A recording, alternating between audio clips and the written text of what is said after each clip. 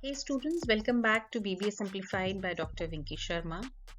We are in the process of completing Fundamental of Management, the marathon class. And today we will be talking about Unit 4, Directing and Coordination.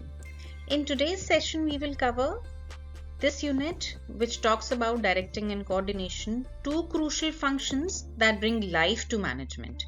We have already covered planning and organizing, so we understand that while planning and organizing set the stage, directing and coordination make people act in harmony to achieve results. So in this unit, we will be covering concepts, principles, techniques, leadership, motivation, communication, and supervision along with the real life example. So let us begin. Let's understand that what is the concept of directing. This term directing refers to guiding, leading, and supervising people towards organizational goals. These organizational goals is something that you always have in your mind because this is the ultimate thing for which we are doing planning, organizing, and now directing. So whatever we have planned, whatever we have decided that who will take the action on those plans, now is the time that we start guiding, leading, and supervising the people so that we can achieve the organizational goals. It focuses on the human element, right? So what do we do into this concept? We inspire people for nothing but so that they can give their best. For example, let's say that in a marketing firm, when the manager explains the project, he assigns the roles and then he motivates the team to meet the deadlines. And that is what? Nothing but directing. So we also need to understand that when we talk about the concept of directing, it includes leadership, motivation, supervision, and communication. And generally, directing happens from top to bottom.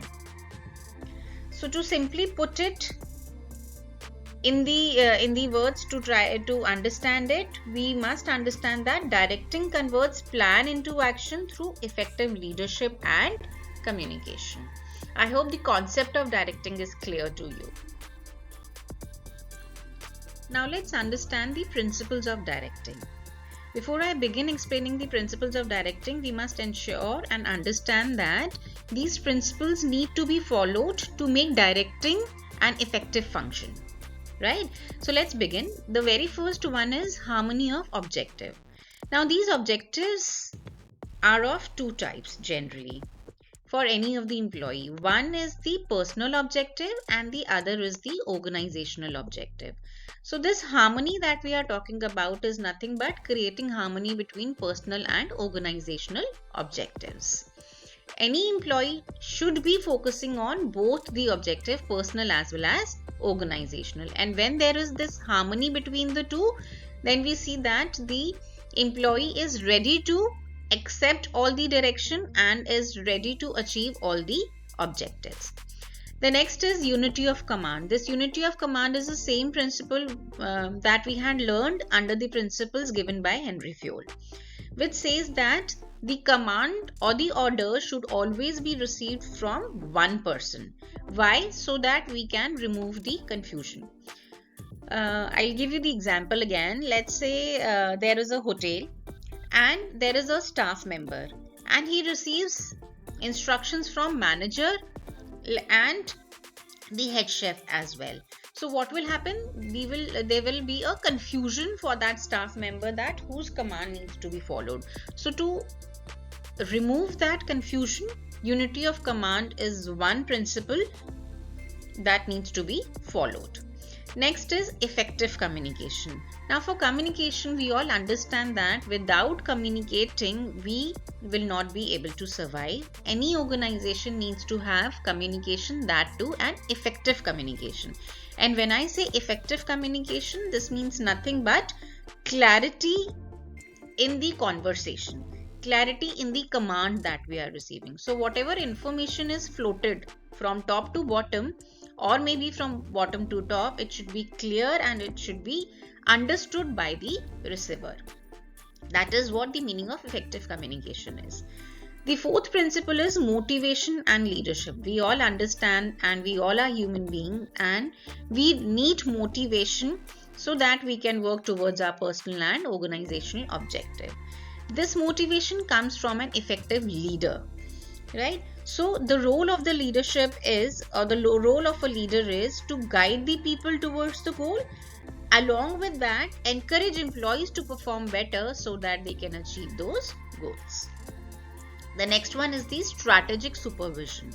Supervision is of course required because we are getting the work done through others, and to ensure that the work is done in the most effective and efficient manner, we need to supervise those employees. So a strategic supervision means that all the employees should be supervised effectively in a way that they should not feel burdened. They should not feel that every time somebody is looking at me that what I am doing. There should not be minute to minute reporting, but this supervision should actually give the freedom to the employees while ensuring that everything is done in the most efficient way. The last principle is follow through and feedback. We need to ensure that instructions are implemented properly, and for that we need to take a follow through, the controlling principle that we had earlier talked about, and keep taking the feedback from the employees, from the subordinates, that whether they are performing well, are there any confusions or not. So these are the principles that needs to be followed so that directing can be made effective. Let's move ahead on techniques of directing. As we had discussed in the previous slide, that directing includes leadership, motivation, supervision and communication. So these are actually nothing but the techniques of directing. The main technique of directing includes influencing people, encouraging people, guiding people and exchanging the information. And this is what these 4 techniques talk about. Let's first talk about leadership. We all understand that a leader is the one who performs the right work in a right way. A leader is the one who has followers, who is able to encourage and influence people towards the goals of the organization, right? So a right leadership is very, very important for directing to be efficient. Then is motivation. This is nothing but encouraging the desired behavior of the people towards, again, what? Achieving the goals. This desired behavior is from both the sides. From top management, we want that our employees should behave in a particular way. From the employees level, let's say I am an employee, I would want that I should behave in a particular manner so that I can achieve my personal as well as organization goals. So what does motivation do? It gives a boost, it gives a push towards those desired behavior. The next one is supervision. Supervision is a term which may generally be considered as a negative term because it always gives us a feeling that somebody is sitting over our head. But supervision, when we look at in the positive manner, it is nothing but it is giving the guidance or the right guidance to the subordinates so that they can, whatever they are working upon, it can be done in the most correct, efficient and effective manner. Then is communication. It talks about exchanging the information, right? Exchanging the information and ensuring that the information is floated to the right person at a right time. So these elements, when they work together, they create the best environment to work in the organization. For instance, let's say that without communication, there can be no effective supervision, there can be no effective motivation, and there can be no effective leadership. So these are the 4 techniques of directing. Moving on to the techniques one by one. Now let's understand the concept of leadership. बहुत common term है leadership. क्या मतलब होता है leadership का? We say that it is a process. It is not a one-time action. It is a process wherein we are influencing people so that they can work willingly towards the objective. यहाँ पे हम किसी को push नहीं कर रहे हैं, हम किसी के साथ कोई जबरदस्ती नहीं कर रहे हैं. The leadership or the best leadership is the one wherein all the employees are working willingly and on the basis of the desired behavior so that they can achieve their objectives. A good leader does not just command, they inspire people to do a particular work. Now there are certain importance of leadership, why leadership is important, so that one, we can develop the team spirit, right? Next, leadership always helps in improving the morale among the employees. It builds confidence and it builds trust. It improves the cooperation and the coordination among the employees. It further encourages innovation and growth by providing the right direction. एक example लेते हैं, Ratan Tata. I am sure everybody would know him. APJ Abdul Kalam. They are the perfect example of a good leader who inspired others through their values and not authority. Now when we talk about leadership, there are different styles of leaders. हर एक leader तो inspire नहीं करता, हर एक leader तो अपने employees के बारे में एक जैसा शायद नहीं सोचे. There are some authoritative leaders, there are some democratic leaders. So these are the different styles of leadership. We'll understand these styles of leadership along with the examples. The first one is the autocratic leader. यहाँ पे ये sign दिख रहा है, the crown of a king. This is where we understand the meaning of autocratic. Leader only makes all the decision. He is the king of the area. So whatever decision he would take, that needs to be followed by all the people who are working under him. So autocratic leadership style is a style wherein leader makes all the decision alone. It is quick. Of course, the decision making would be quick. क्योंकि if let's say I am a leader, मेरे को ही decision लेना है, मुझे किसी से पूछना नहीं है. So I will take a quick decision, but it is very, very rigid.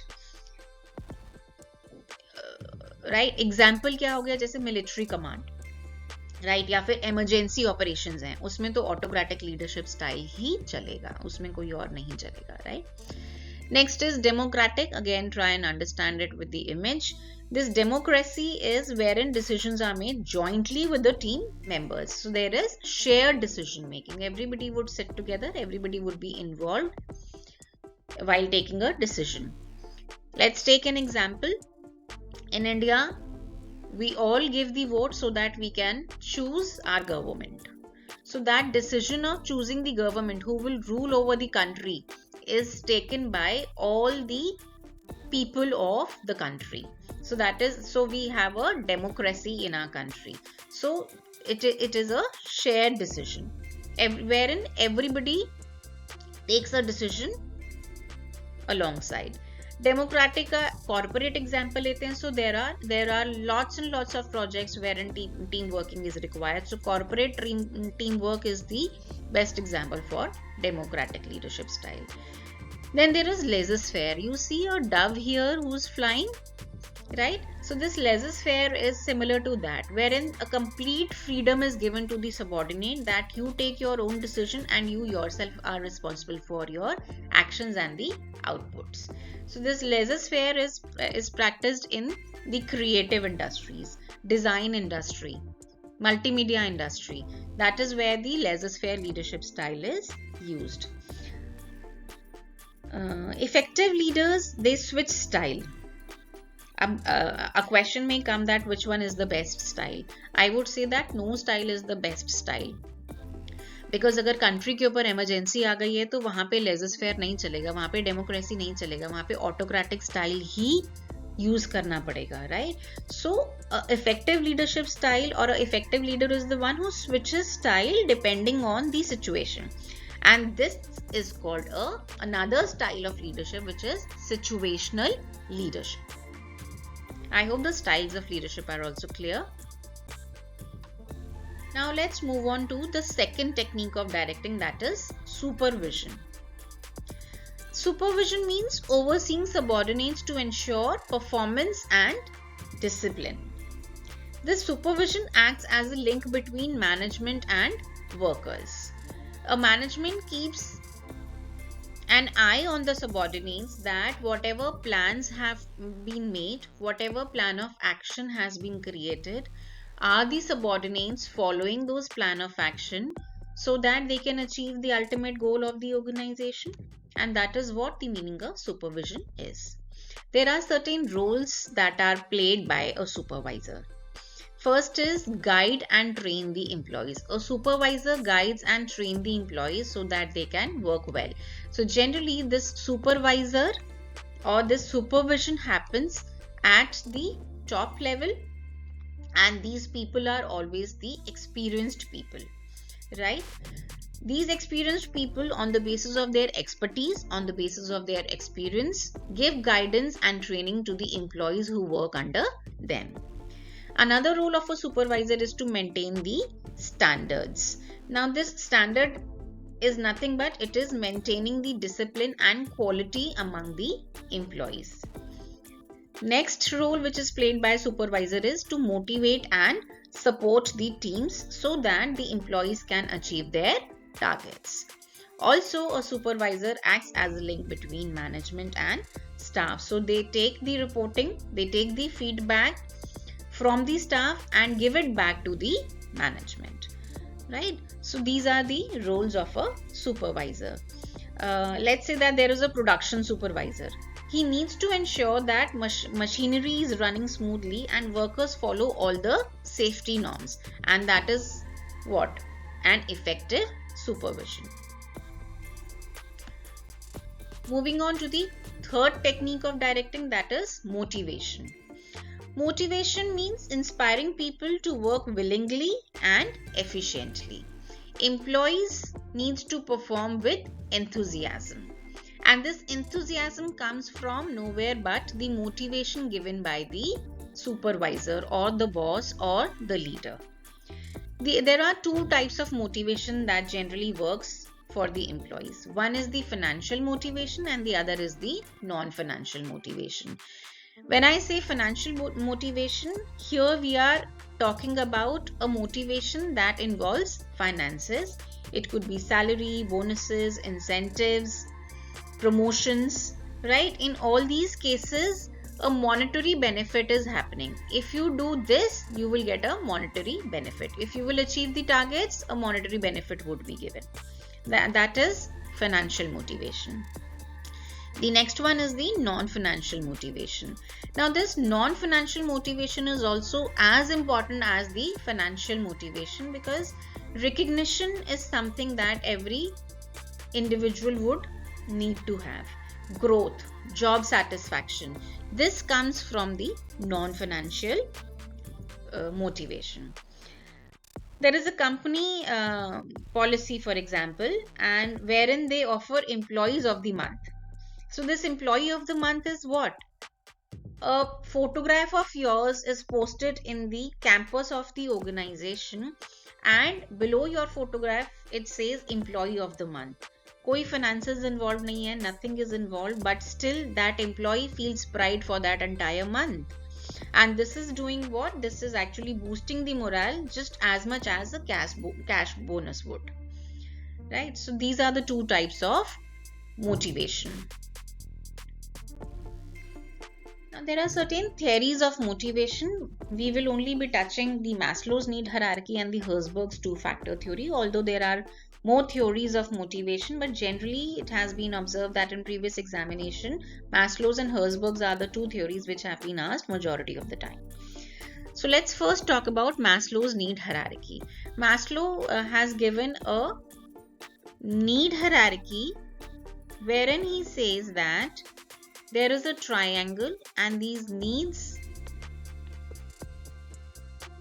are defined at each and every level. So, and it is also said that every level needs to be achieved by an individual over a period of time. So as a fresher, we see that an employee is at a bottom level of his needs hierarchy. right? And as and when the employee takes the growth in his career, these needs increases. So generally these needs float from bottom to top. At the lowest level we have psychological needs. Physiological needs. These physiological needs talks about the basic needs of any individual: food, salary, roti, kapda, makan, right? Then at the next level we have safety. These safety needs talks about job security. I am in a job and I need security of my job. Then we move further. जब हमारी first need complete हो जाती है, second need complete हो जाती है, तो फिर हम third need की तरफ जाते हैं, that is social needs. Now I have started earning, I know that my job is also secure. Then the next need would occur, that is being social. I need friends, I need belongingness, right? I need a presence of mind in the society, that is social needs. Then comes the esteem. At this level generally people comes or they cross the lower level and they move to the middle level in the organization. So esteem comes into the picture. They need a status, they need a recognition, right? And then finally we move on to the self-actualization needs, wherein growth and fulfillment feeling is there in the heart of an employee. Now I have achieved everything and there is a feeling of fulfillment. That is what the meaning of self-actualization is. So this is the theory of Maslow's need hierarchy, which says that in order to achieve all the levels of needs in the hierarchy, I need to always feel motivated so that I can achieve level 1, level 2, level 3, level 4, and so on and so forth. The next one is the Herzberg's two-factor theory. Now this Herzberg has talked about two factors: hygiene factor and motivators. Hygiene factors, do not take this term literally. Hygiene factors are those factors that prevent dissatisfaction. ये factors हमें satisfaction तो नहीं देते हैं, लेकिन हमारा dissatisfaction को prevent करते हैं. For example, salary. आपने कहीं पे भी join किया तो आपको salary तो मिलेगी ही मिलेगी, right? Let's say come salary मिल रही है तो dissatisfaction हो सकता है, right? It could be the policy of the organization, it could be the working condition. एक अच्छा washroom होना in an organization prevents dissatisfaction. अच्छा नहीं होगा, normal भी होगा, तो उससे हमारी कुछ भी satisfaction को फर्क नहीं पड़ेगा, but dissatisfaction at least नहीं होगा. I'm taking a very menial example, but yes, it does matter, right? So these hygiene factors are those factors the presence of whom prevents dissatisfaction but may not play much role in creating the satisfaction. Moving on to the motivators, these are the factors that really create the satisfaction. For example, achievement, recognition, responsibility. When they come, they drive the actual performance, they drive the actual satisfaction. So this Herzberg has given these two factors, and we say that presence of both the factors is important. Adopted in the official setting. All these circulars, reports, they are generally floated in the official setting from top to bottom or from bottom to top. Then there are informal communication. These are very casual interaction among the employees. There can be a friendly exchange of information during the tea breaks, let's say, or during the lunch breaks. We also call it as grapevine. This grapevine is a concept which let us understand that if you exchange an information with one person, that another person would float it to 3 more people. Those 3 more people will float it further to 5 more people. So that is why the name grapevine has been given. Also, when we talk about communication, there are directions of communication. What are those directions? There is a downward communication, there is an upward communication, and then there is a horizontal communication. These downward, upward, and horizontal communication talks about the direction of flow of information. Downward communication tells us that when the information is flowed from top to bottom, from a manager to the subordinates. Upward communication tells us that when there is a flow of information from bottom to top. Examples could be, first talk about downward communication. Top to bottom example could be any circular that comes from the management side related to the policy of the organization. Bottom to top communication could be reporting of the subordinates to the manager of whatever they had done.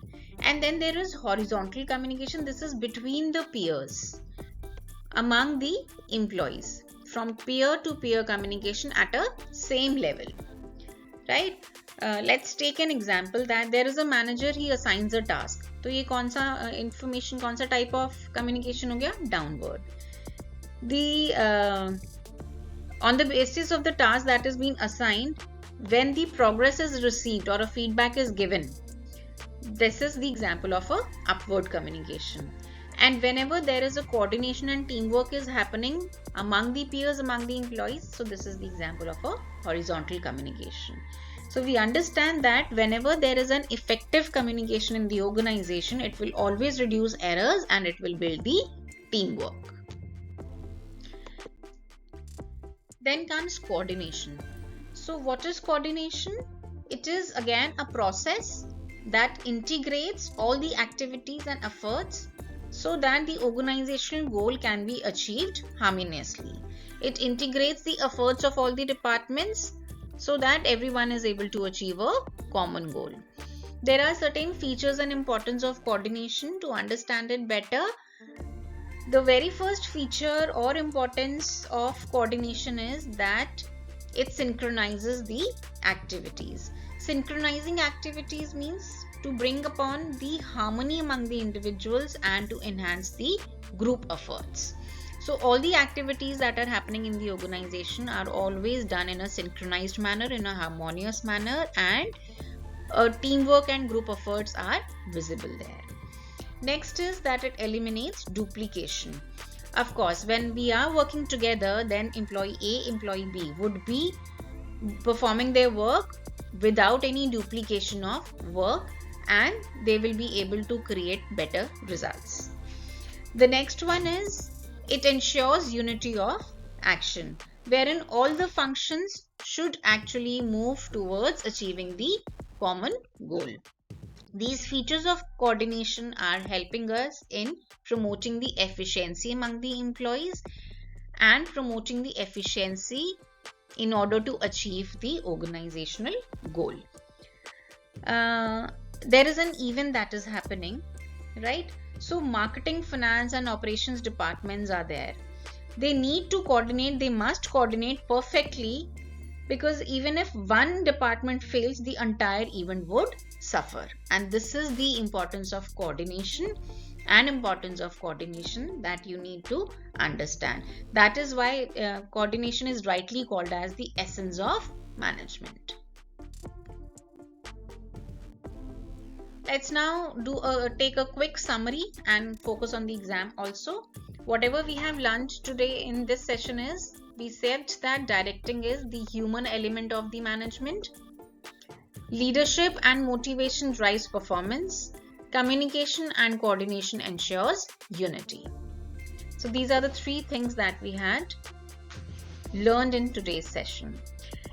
From the exam point of view, the examination that the questions that generally come are: explain principle of directing, discuss Maslow's and Herzberg's theory, and there is a very common question that comes, which is differentiate between leadership styles or different leadership styles. I hope today's session was helpful. Thank you for learning with BBA Simplified by Dr. Vinky Sharma. The new video will be on Unit 5, Controlling, and we'll be finishing up with this marathon class of Fundamentals of Management. Do like, share and subscribe for more marathon classes. Thank you everyone.